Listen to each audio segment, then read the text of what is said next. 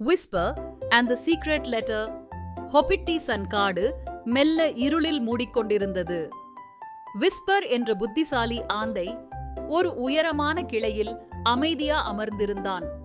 வானத்தில் நட்சத்திரங்கள் ஒளிர ஆரம்பிச்சதும் அவன் கண்கள் பிரகாசிச்சு. அவனுக்கு ரகசியங்கள் ரொம்ப பிடிக்கும். இன்றைக்கு அவன் இறக்கையில் ஒரு ரகசியம் ஒட்டி வைத்திருந்தான். அது ஒரு சின்னதான கடிதம். இதய வடிவமான சீலால் மூடப்பட்டிருந்தது. ஒரு ஸ்பெஷல் ஆளுக்காக என்று எழுதியிருந்தது. ஆனா யாருக்கு என்பது குறிப்பிடப்படவில்லை.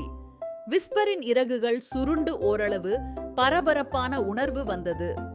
இது காதல் கடிதமா? அவன் மெதுவாக சொன்னான். அவன் நிறைய கதைகள் கேட்டிருக்கான். ஆனா இந்த கதை அவனது கண்முன்னே நடக்க ஆரம்பித்தது. அவன் மென்மையாக மரமரமா பறந்து சென்றான்.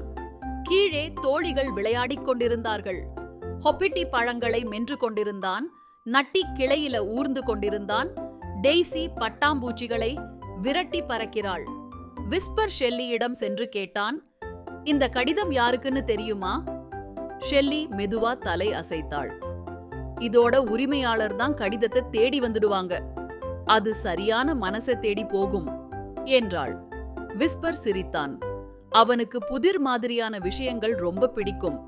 அவன் அந்த கடிதத்தை ஒரு பசுமை பறந்த பட்டை கட்டையின் மீது வைத்து விட்டான். அது காலையில் சூரிய ஒளி நேரா விழும் இடம். அந்த இடத்துல நண்பர்கள் ஒருவர் பின் ஒருவரா வந்தாங்க. கடிதத்தை பார்த்து ஆச்சரியப்பட்டாங்க.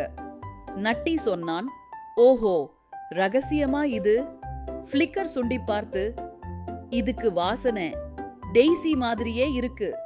டெய்சி சின்னதா சிவந்தாள். இது ஏன் கடிதம் இல்ல? எனக்கு தோணல.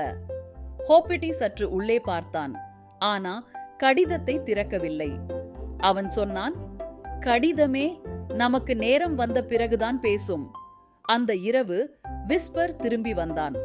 கடிதம் அப்படியே இருந்துச்சு. யாரும் எடுக்கல. அவன் மெதுவாக திறந்து பார்த்தான். உள்ளே ஒரு வரி மட்டும், இந்த காடு அன்பால் நிரம்பி இருக்குது, உங்கள் எல்லோராலும். விஸ்பரின் பொன்னிற கண்கள் மென்மையாயிற்று. அது ஒரே ஒருவருக்கான காதல் கடிதம் இல்ல.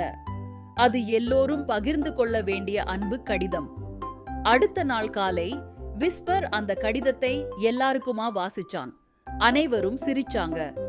சில பேர் சின்னதா வெட்கப்பட்டாங்க. அந்த பசுமை பட்டை கட்டை இனிமேல் கடித இடம் ஆகிவிட்டது. அங்கே நண்பர்கள் ஒருவர் மற்றொருவருக்காக அன்பான வார்த்தைகள் எழுத ஆரம்பிச்சாங்க. விஸ்பர் அவன் ஆனான். அன்பும் ரகசியங்களும் காத்துக்கொள்ளும் காவலன். பாடம்: சில அன்பான செய்திகள் ஒரே ஒருவருக்காக இல்ல, அது எல்லோருக்கும் உரியது. இன்றைய கதையை பிடிச்சிருந்தா ஒரு பன்னி ஜம்ப் கொடு. சப்ஸ்கிரைப் செய்யவும் மறந்திடாதே. Let's all play at Hoppity Sound.